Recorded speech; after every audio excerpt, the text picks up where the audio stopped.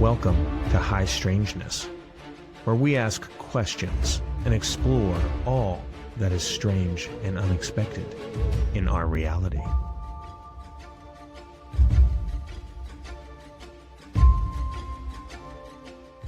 Have you ever heard of Cumulus?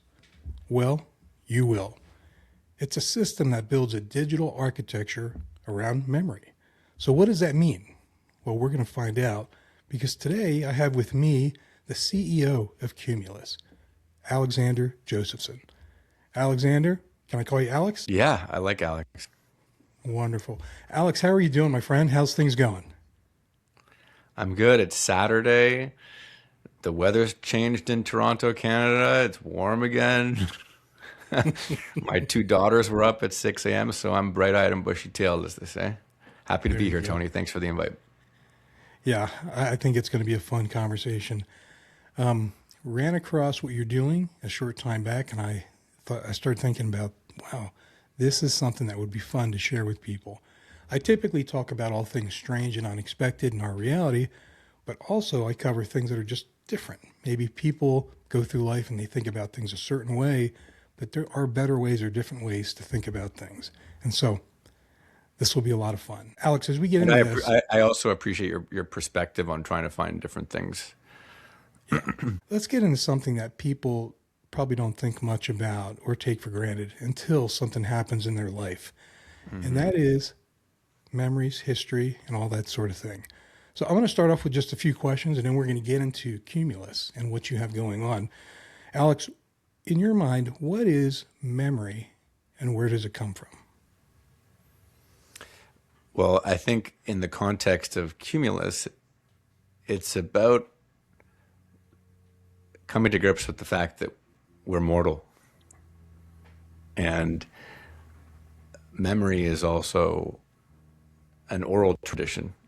You pass your ideas and your values on to the next generation. And memory isn't just about sort of like a hard drive in your head. It's about, well, what did your experiences in life add to the world, and had they affect positively or negatively the people around you? And to me, memory is about connections in 5 dimensions. So obviously there's, one dimension, maybe that's sound. Second dimension might be written. It's flat. Photographs, videos add another dimension to that. And, but also the way our minds think about our memories is about that kind of spiritual qualities of the network effect that happens in our brains. And it's not a scroll. Memory isn't scrolling. Memory is an immersive sort of beautiful mystery. And in the context of Cumulus, it's, well, how do we pass those on? And in a world where our lives are really more and more being driven into our mobile devices by businesses that are interested in making sure our entire lives are on our mobile devices, how do you pass your message on? And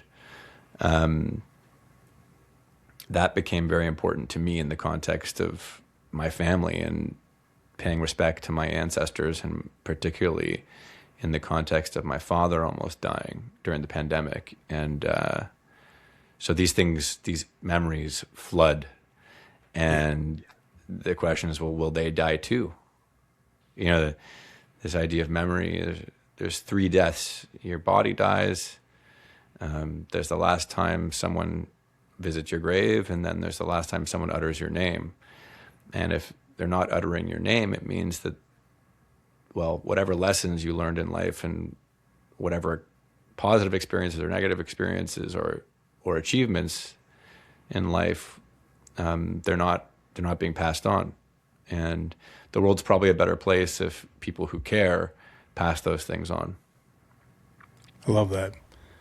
The interesting thing goes along with what you're saying is about 6 years ago, I had a pretty bad illness, almost didn't survive it, was in the hospital for a good month and a half. And for like the first week, we weren't sure I was going to make it through.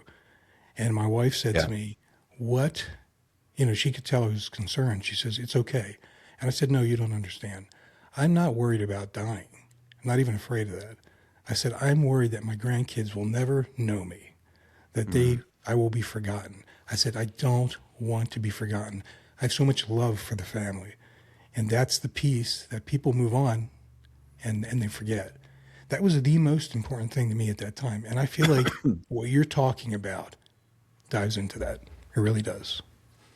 Well, I'm happy you survived and we're here today to talk about it. Yeah. And the question is, what inspires us to think about this except close calls? And so it usually ends up being these close calls, or it's already too late and it falls into someone else's hands to preserve that legacy. And, I think if we rewind a bit and we go high up in the sky, and, I don't know how you came to doing your podcast, but you're laying a legacy for yourself and you're trying to create prosperity for your family too, but you're leaving a digital trail, right? Yes. So I don't know how you fell into it or what your story is. That story is exactly what started this. To leave there you go. Something. Yeah, exactly. There you go. So you felt compelled to talk about your experience and maybe talk to other people, and that story is an interesting one, and you probably should tell it in a, you're having all these interviews, but you should probably tell it. It's probably an interesting story, right? Yeah. Not just for your family, but for others who might take example from you. But I think in my context, I didn't start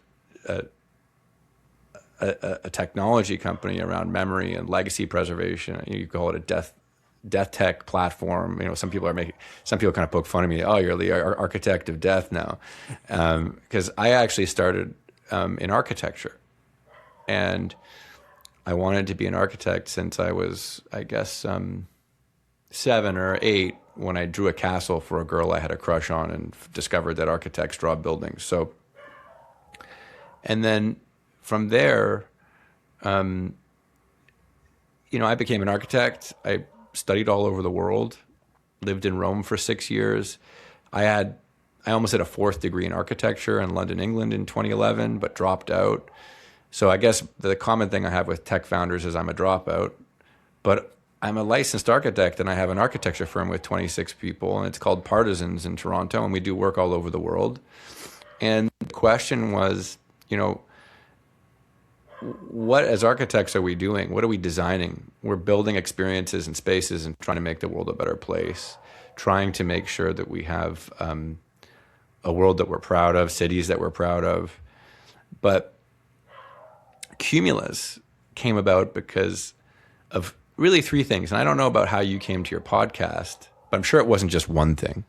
And the one thing about the world is everybody wants everybody else to think that it's just everything is linear and there's an epiphany and the genius woke up and had this idea and created a $1 billion business or saved the planet, whatever it is. And I just find that that's such a disservice to how much work it takes and and all the things that go into the inspiration behind starting something and taking that leap and taking that risk of doing something and pressing go, even if it's you might feel foolish, but you have to have the courage to feel foolish. And several things inspired me to build Cumulus and to create what I call the missing link in legacy and death services and technology in this field, which is, one, my dad had cancer for 10 years. And when he started chemo in 2019, 2020, he asked me to design our family monument, or his monument. 2, my uncle, his brother, was sending me all these articles and notes about his achievements in life and saying, save this for the family album. And I was like, what family album?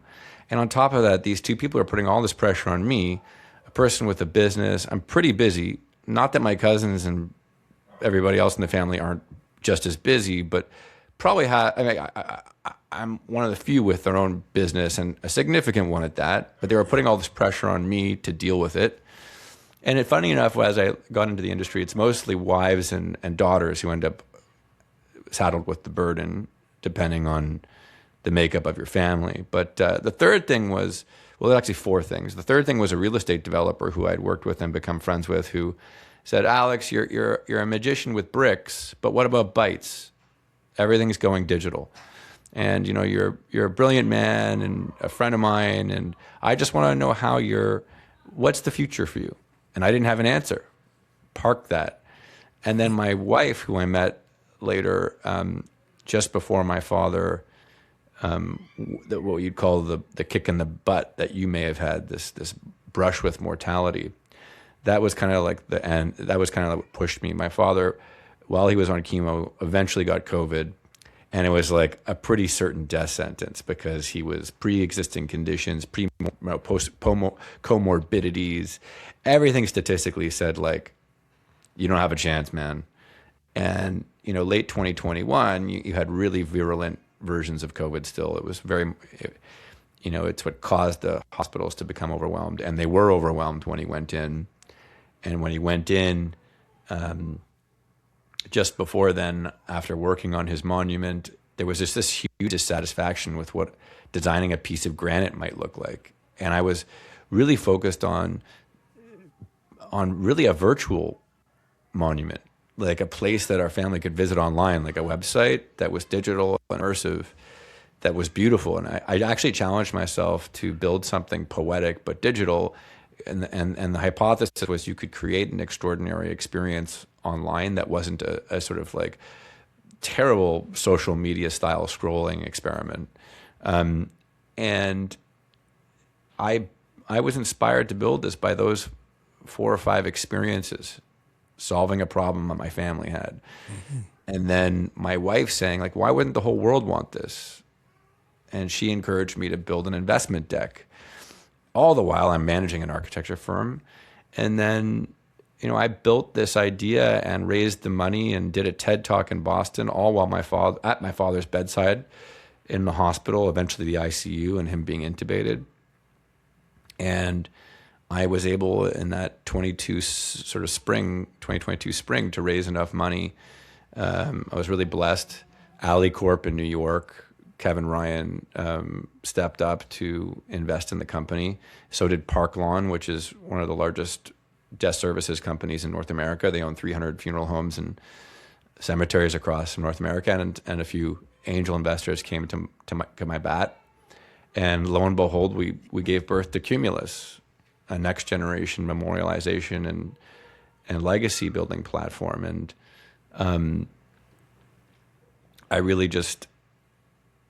I stumbled into it. It was like, okay, I've got all these resources, these people, like the thrill of the chase. You build these investor decks, and then suddenly you have the enormous responsibility of stewarding their capital and doing what you said you're going to do.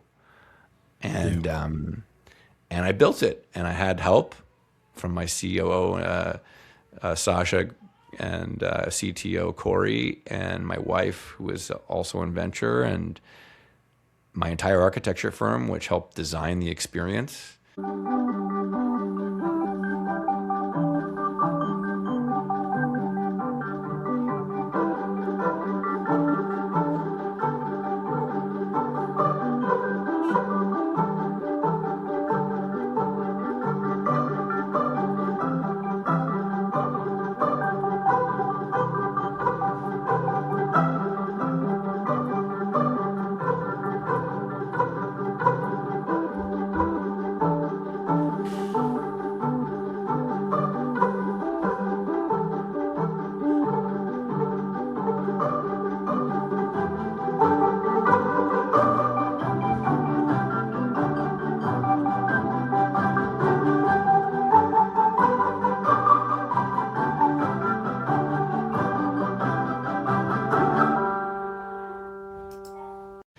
And I don't know if you took a look at it, but the idea is that we've brought something different to the digital world, and it's meant to be genuinely useful before you are having brushes with mortality.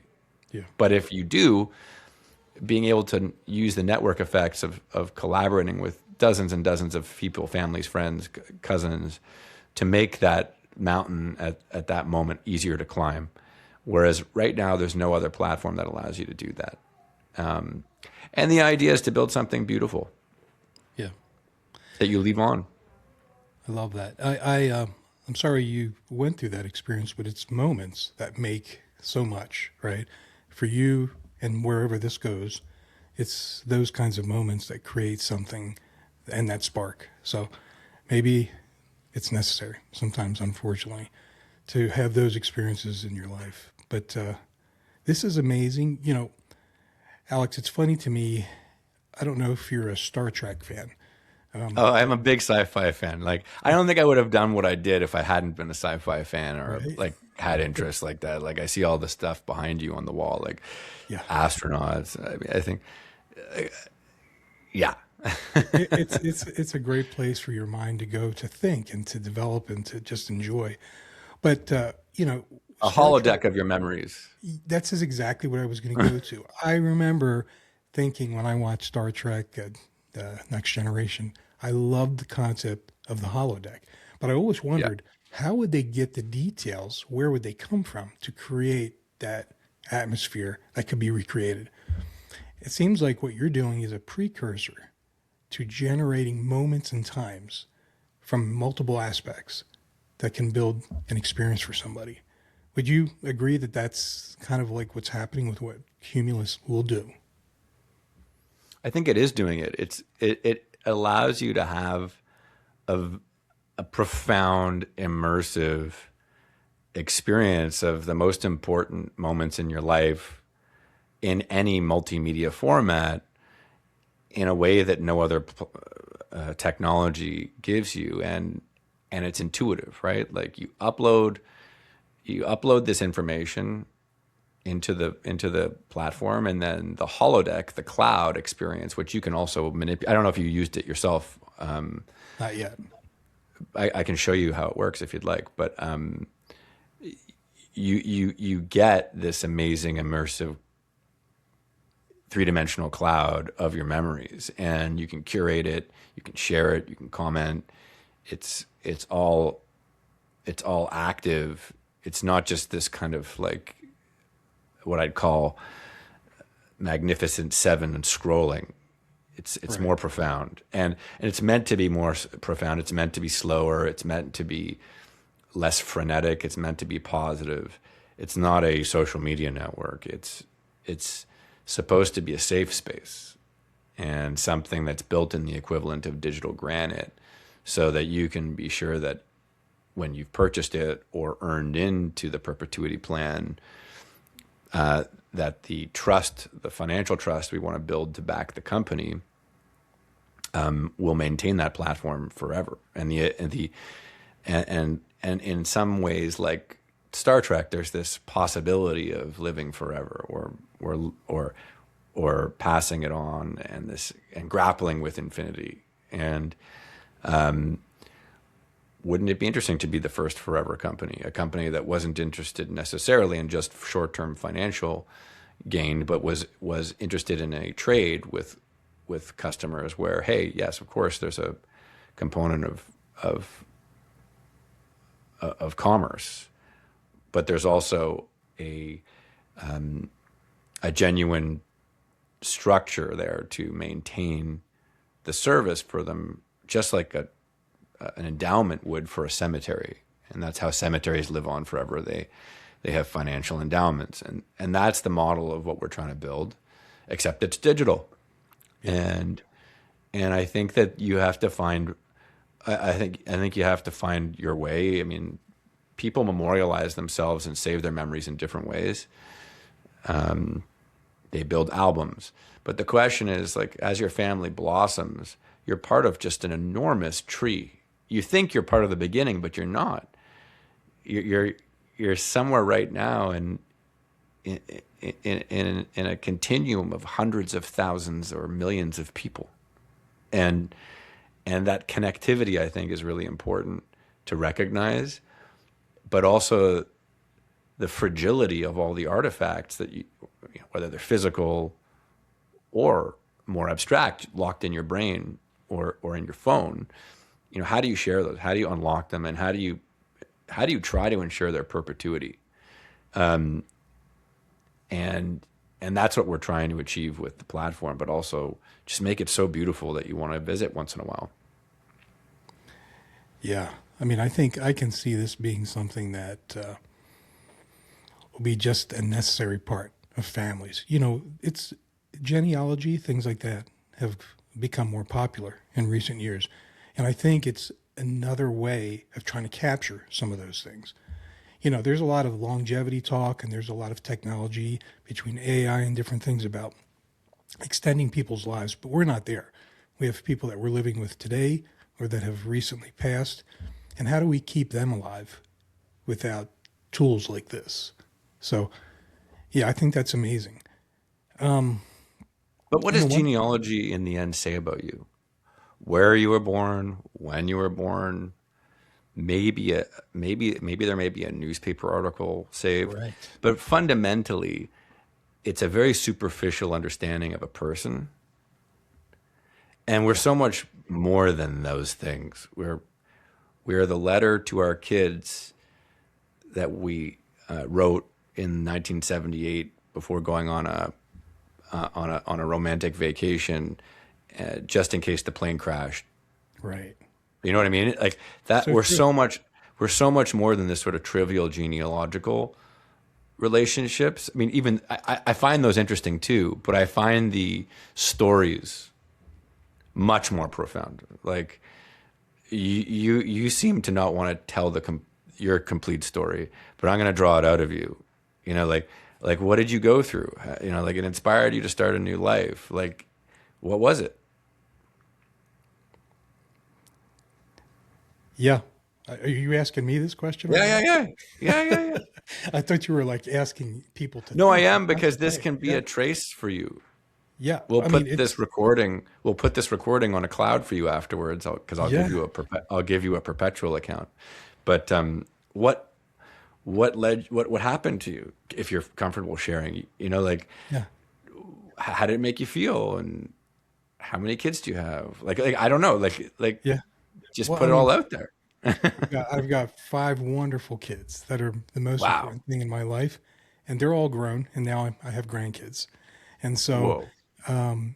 you know, that number is growing with 7 grandkids now and things like that. But they are the most important thing in my life. Really, anything else in the past is cool stuff I've done. But at this point, in these latter years of my life, because I'm about 60, it's to the point where I'm like, hey, this is where everything that matters to me is, and creating memories. And you know, the interesting thing is, young people, they're not thinking about that yet, right? Even my kids, you know, they think they're going to live forever, but I'm thinking about these things now. And so, yeah, I mean, this whole podcast was 2 things: remembering, because I was running back and forth before I got sick, like the average person, tunnel vision. You didn't see anything. And then all of a sudden, I realized I live here in Utah amongst all these wonderful mountains. When I first moved out here to go to college, I saw them. I loved them. And then in my 40s, I realized I don't see them anymore. And so I got to that place where I didn't see things that were important. I was just doing.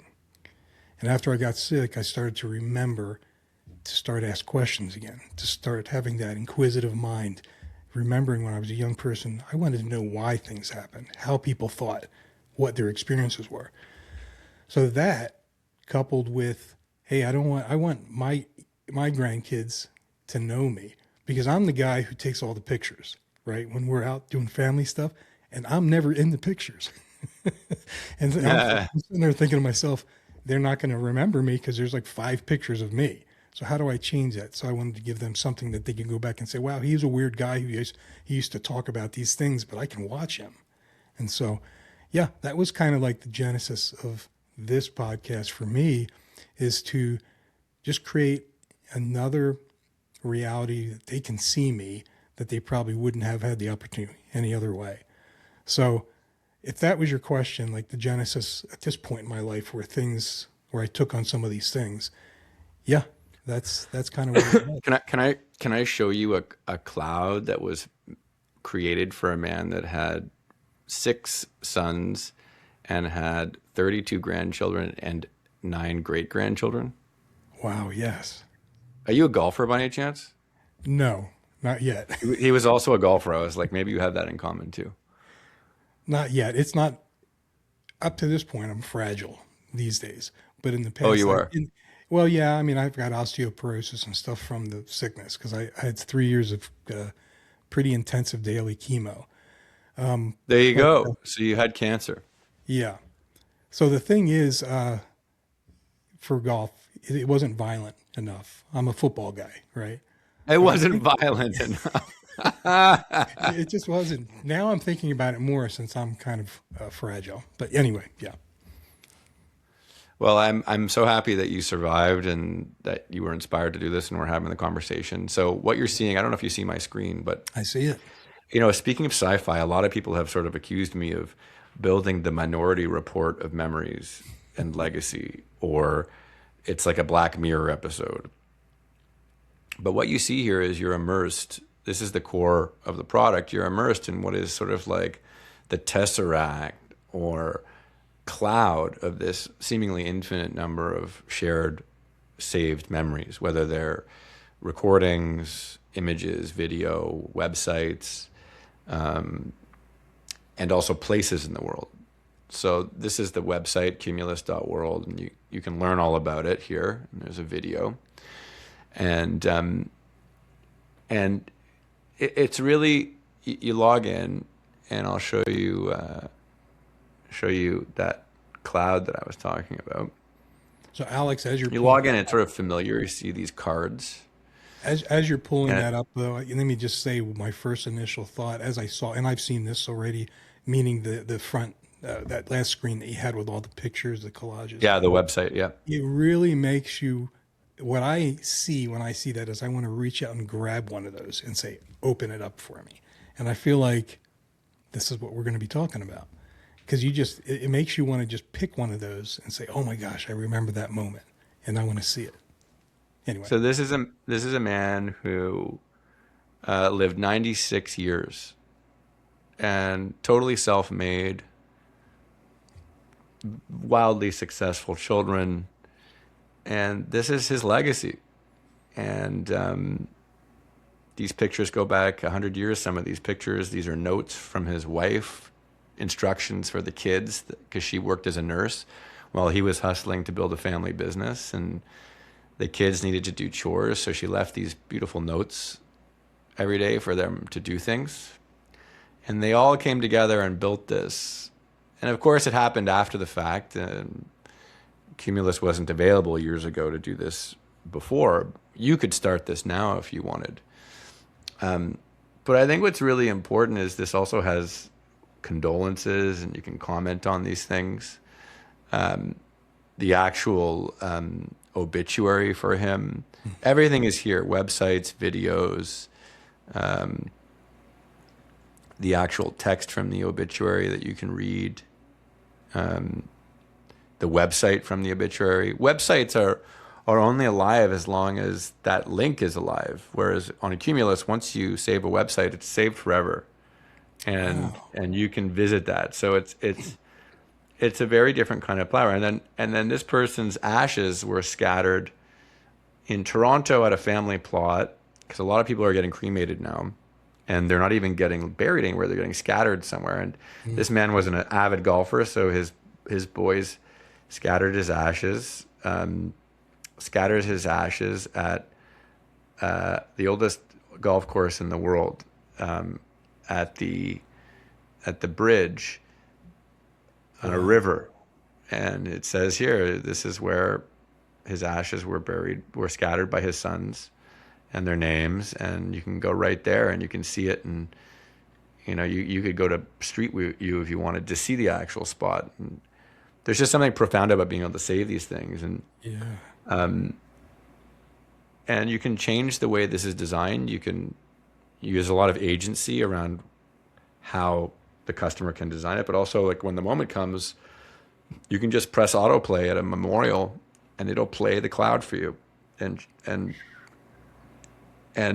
I think that really adds a kind of solution that is convenient, but the most important thing here, and for someone like you with such a giant family, is if you go into the management side where you just drag and drop files to be brought onto the platform and saved forever.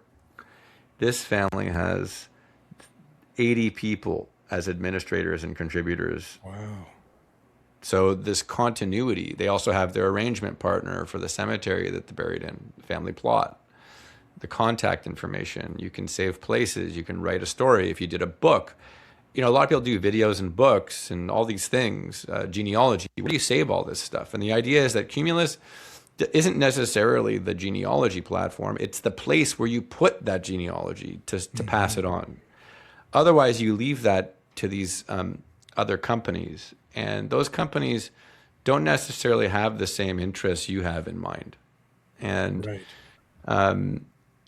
So Cumulus is really like trying to do something where there's a solemnity, a spirituality. It's the place you go to see these things versus trying to maintain the perpetuity of a Google Drive or a Dropbox. I respect that those are great places to store something. However, you will pay infinitely, Right. and they aren't necessarily interested in protecting that legacy, whereas we are. And so that's really the beginning of Cumulus, and Wow. it all comes. There's the app on your phone, so just like sending a text message to a friend, you select an image or select a note, whatever it is on your phone, and you send it just as you would to a text to Cumulus, and then it asks you which cloud you want to put it on. I have time capsules from my toddler daughters that they'll get when they're 20. Wow. They'll get the link. You can set that up.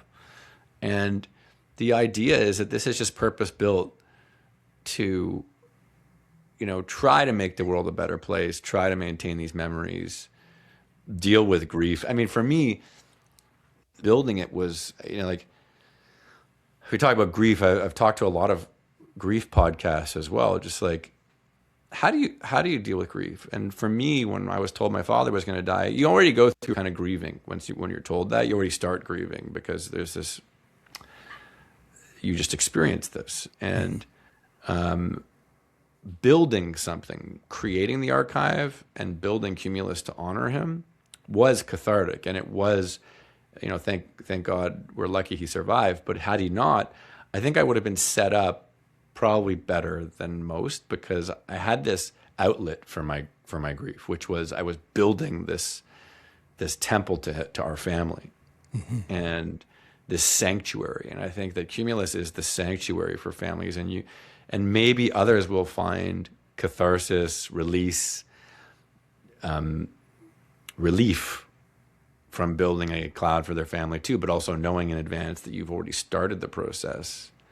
And you can build that for yourself and your descendants, and that there's so much. It's far from complete. What I know about software and the difference between a software experience and a building made of bricks is a building is complete.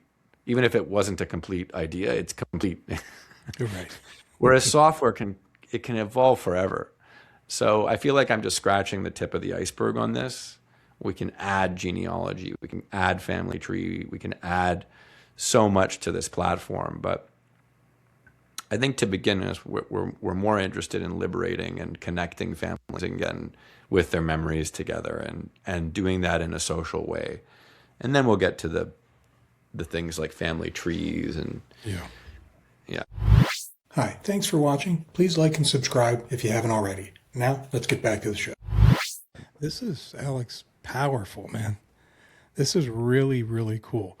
I mean, I'm watching as you're going through this, and I'm just thinking to myself, it's next level to what is available out there. And like you said, have you looked at what's available out there? I'm just curious. Like, did you look at it after while you were sick, or did this come up while you were sick, or not too much other than what you do in a quick Google search, right? And I didn't see anything that was. But when you were in your near-death experience, like what did legacy and all these things sort of like, did you guys talk about it? Did you search for something? Like, I'm just curious as a as a person to person? Like what were you feeling? What were you doing? I mean, honestly, at that time, I was struggling just to do the daily things that a person does. And Yeah. then I did start working remotely after like the second month again, and it wore me out. So it was like the first year, all I did was the things I just talked about and then watch TV in the evening. And it was Yeah. not productive, which caused me to want to do something different, like a podcast. But no, I mean, I would talk about it. But the thing is, unfortunately, in my family and in my home, I'm the planner and the doer. I Yeah. set up the plan. I say what we're going to do. People follow. And in this case, there wasn't anybody doing it.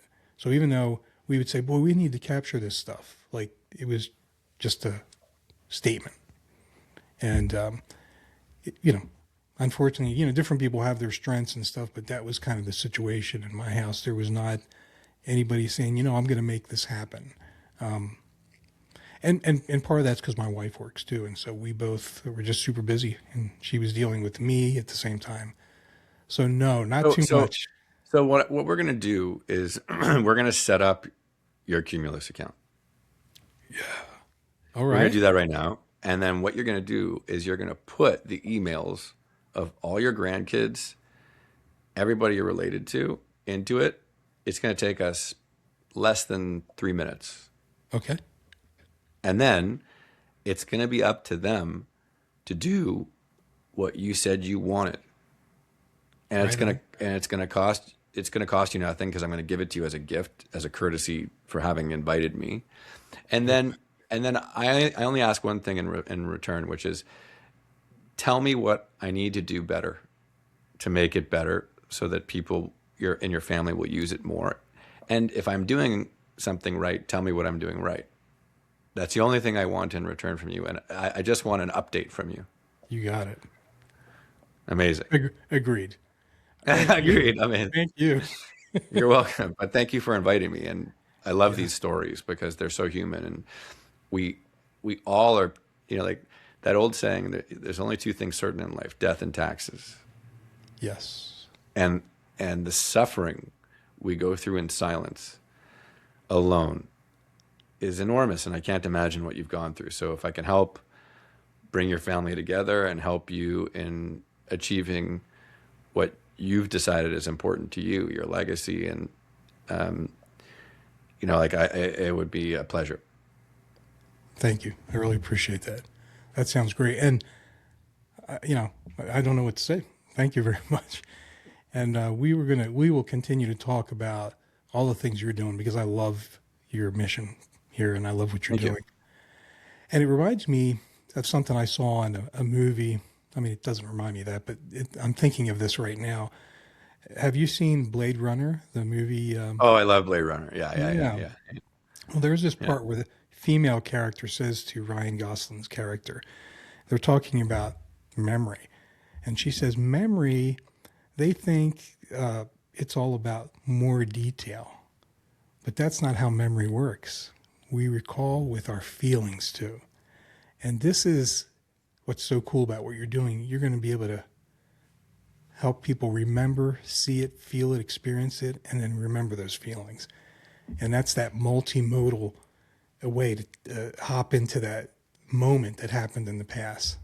Nothing's better than that. It's amazing.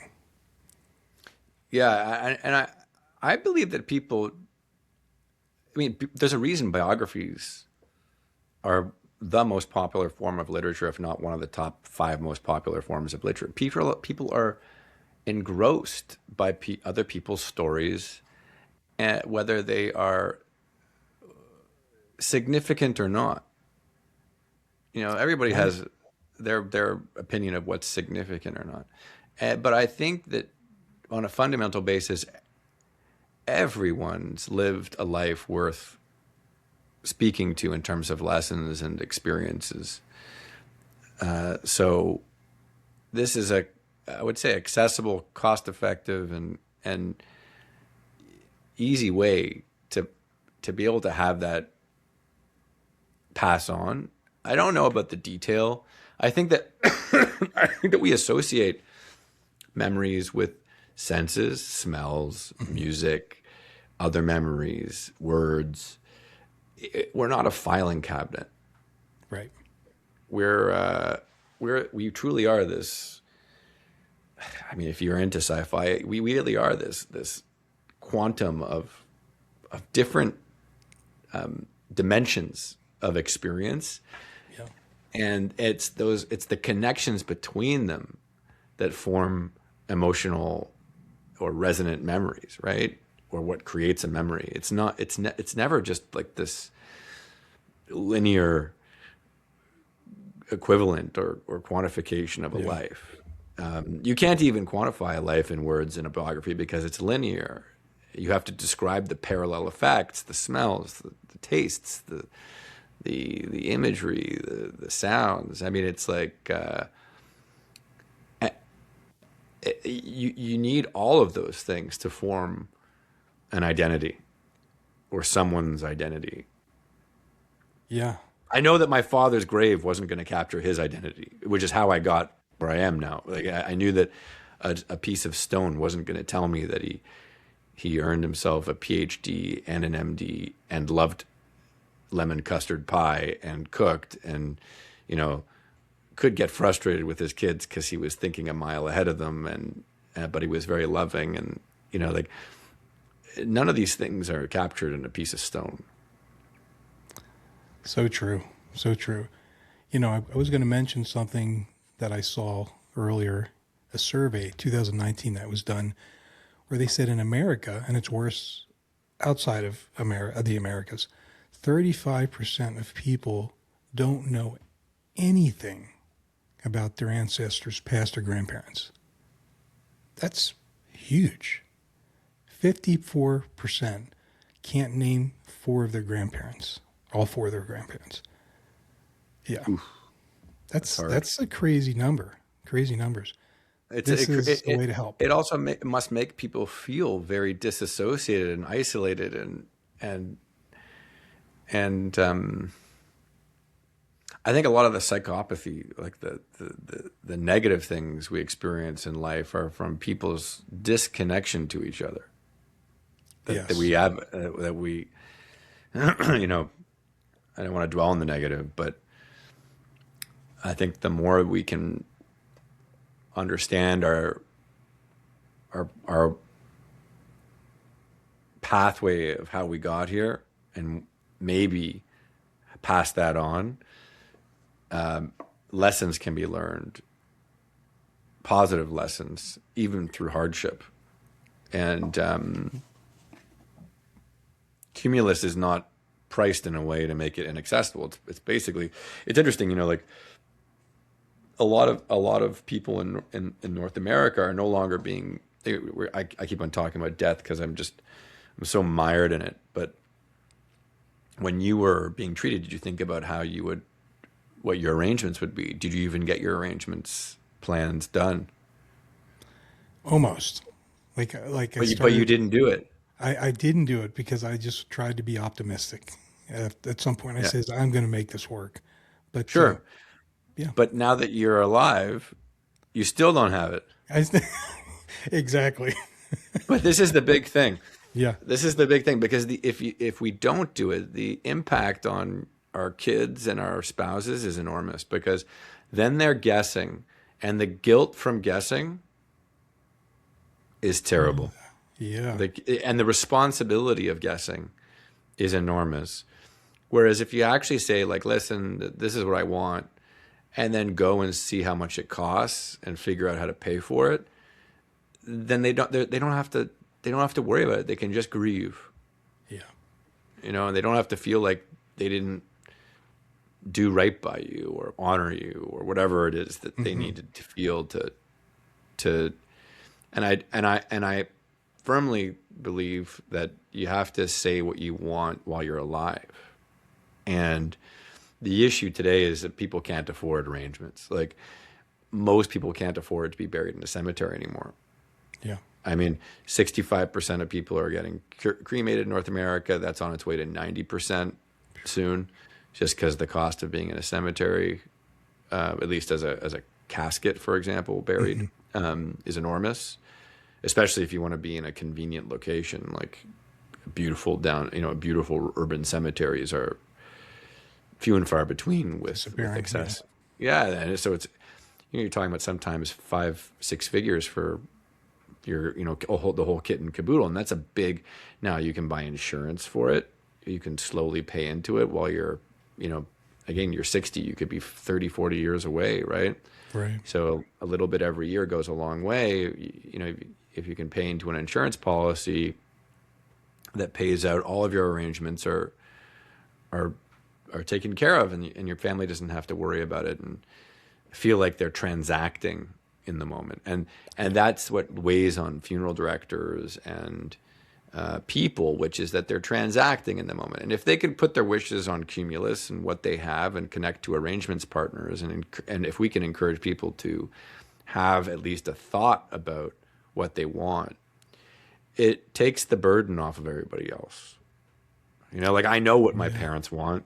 I know what their arrangements are. I've saved the arrangements partner in their cloud in case I'm not around.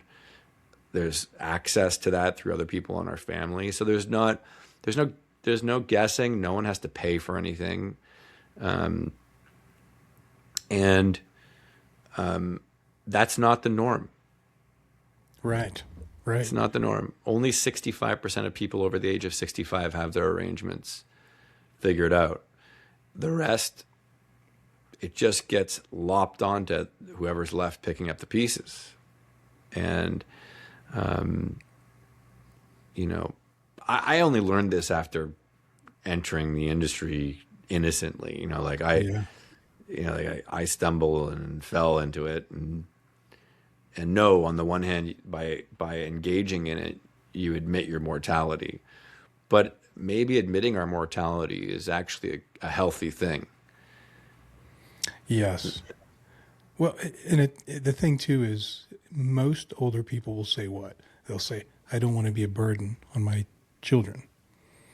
And not doing those plans, not talking about that, it does. This is a great point you're making, because it's sad and just a bad situation anyway when your children lose somebody they love, and then and it's not done. They have to figure all that out. The vast majority of extended families are fragmented and fractured and dissociated from each other or estranged because of these issues, where clarity around financial matters, basic arrangements, wills aren't ironed out in advance. And that's what causes families to fracture apart. That's what causes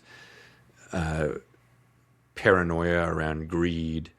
I'm not saying that greed doesn't exist as a natural human condition. I'm just saying, like, arrangements prevent problems. Yes. Now, they can create problems too, because people are disappointed in what's been arranged for them. but at least there's no guesswork over what the arrangements are. Yeah. But that's not the main purpose of Cumulus. The main purpose of Cumulus is around creating a sanctuary and creating that experience and place where all these formats of memory go. And right. It just happens that the channels in which people come to us, it inevitably leads to the discussion around legacy, arrangements, mortality, adversity. And those are hard things to discuss for a lot of people. And especially in North America, we have this culture of denial.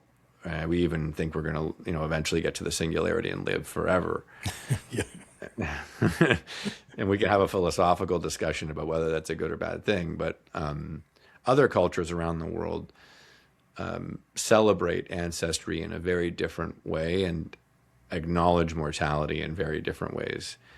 Even just to the south of us in Mexico, they have the Day of the Dead. And that is an important part of their national culture. The Mexican identity, you could argue that that's a central element of the Mexican identity. And what a beautiful culture that is. even though that's a very dark thing to ponder. But that is a beautiful thing. Confucian cultures in Asia, they build a shrine to their ancestors every year. Jews light candles to their ancestors every year after Passover. Generally, I would say the result of a secular North American, what I call, post-capitalist culture is like, you're sort of just trying to build a moat of prosperity around ourselves and not thinking about all this other stuff versus the kind of spiritual component of life. That's a great point to make, because you're right. I think you see that everywhere here in North America, where that other places, they face it. They face the reality of some of these things. And the thing too is, we're talking about sort of older folks, but really anybody can go at any time. And sometimes that's worse, because you get somebody cut down early in their life, and there was so much they could have done they didn't say because they thought they were going to be here forever. So this makes sense at every age. It really does. But also think about the risk now. We used to have albums and things that were shared and physical, where the kind of access issues and risks were already managed in advance. Like a family archive box. If everything is trapped on your phone and your family needs access to your memories through your phone, that's just a black hole of crud. If you don't actually engage in preserving what matters to you somewhere off of your phone, no one's gonna get to it. But the technology companies are driving us into these devices. Yes. They're driving us. And so if you don't proactively take what's important and favorite it or send it somewhere or take it off your phone, it's going to be lost forever. Or someone else is going to have to, or is going to sift through all of your stuff. And I don't know if I would want that. My phone has stuff from like 15 years ago. Some stuff I probably wouldn't even be very proud of. We're all, as they say, we're all sinners. We're not all perfect. Right. So it's like, sure, there's a lot. I got thousands of photographs of my daughters. Do I want all those going somewhere? Maybe I want those protected in a certain place. Maybe old relationships. I don't want those conversations public. You know what I mean? I don't want that stuff available, but it's there. Once you get access to the phone, there's no partitioning. Yeah. So you need to share what you want to share and what's important to you and what matters so that when the time comes, at least there's something. Because most likely your devices are just going to get wiped and thrown out, along with every single memory that's important and valuable on it. It's the baby out with the bathwater, the good, the bad, the ugly, and the beautiful, right? So you have to actually make an effort. Yeah.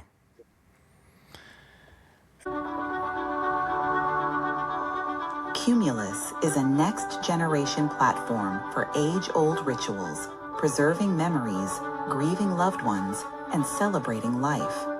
We want to make commemoration a meaningful and seamless part of your daily routine so that no moments are lost and no opportunities are missed. In our loss-avoidant culture, we don't always make room for rituals that help us prepare for death and grief. Cumulus was founded to transform how we honor our loved ones, save their memories in media, and create lasting legacies in anticipation of the inevitable.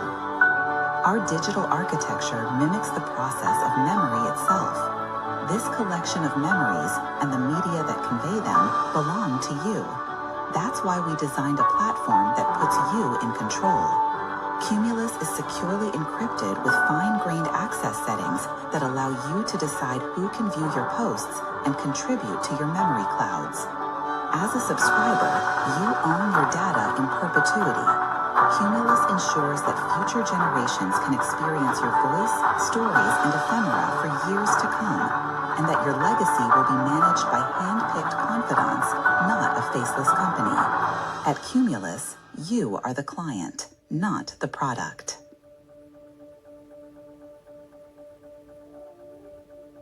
Alex, this has been a great conversation. This is, I think, one of the most important things for people to think about. It's going to bring peace. It's going to help families feel more connected, and just a dozen other things that we could probably just ramble off. What a wonderful platform. What a wonderful concept. Thank you for doing what you're doing. I know we're almost out of time. I wanted to just say, in kind of closing for this interview, is there anything else? Well, first, I'd like to have, and please share the links and different things for people to see this. Yeah, for sure. And then just to wrap up with anything you want to say to those people out there about all of this. No matter how insignificant we feel in the dark hours of any particular day, we have impact. And passing on those learnings, those lessons, is valuable to the entire world. And my hypothesis, my thesis, my idea is that if we can somehow create that shared memory together, we can make the world a better place, and reveal truth. And Tony, you revealed some of your life today. It's very beautiful. Share more of it. And I really appreciate your reaction to what we've tried to do. And I hope that it helps, and that your family, your network, and that your community also comes to Cumulus, and it helps them too. Absolutely. Thank you so much. Yes, this has been a wonderful, I've learned some things, and I'm thinking about some things, and I hope everybody out there hears and thinks about Cumulus, because this is something that can be a regular part of your life going forward, for you not only, but for your network and your family and everything else. So keep doing what you're doing. This is amazing. Alex, let me keep you on the line here as we close this off for a few minutes. But for everybody out there, you've heard it, Cumulus. Okay, we are not talking about anything strange or unexpected. We're talking about maybe something that we strangely don't focus enough on. And so here we go. You've been given information and you have a tool. Take care of it and do it. Until next time, stay safe. Hi, we need your help to get bigger and better. How? Just like, comment, and subscribe. It's free and it just takes a few seconds. Thank you. Thank you for listening to High Strangeness. This was a glance at some of the strange that exists in our reality.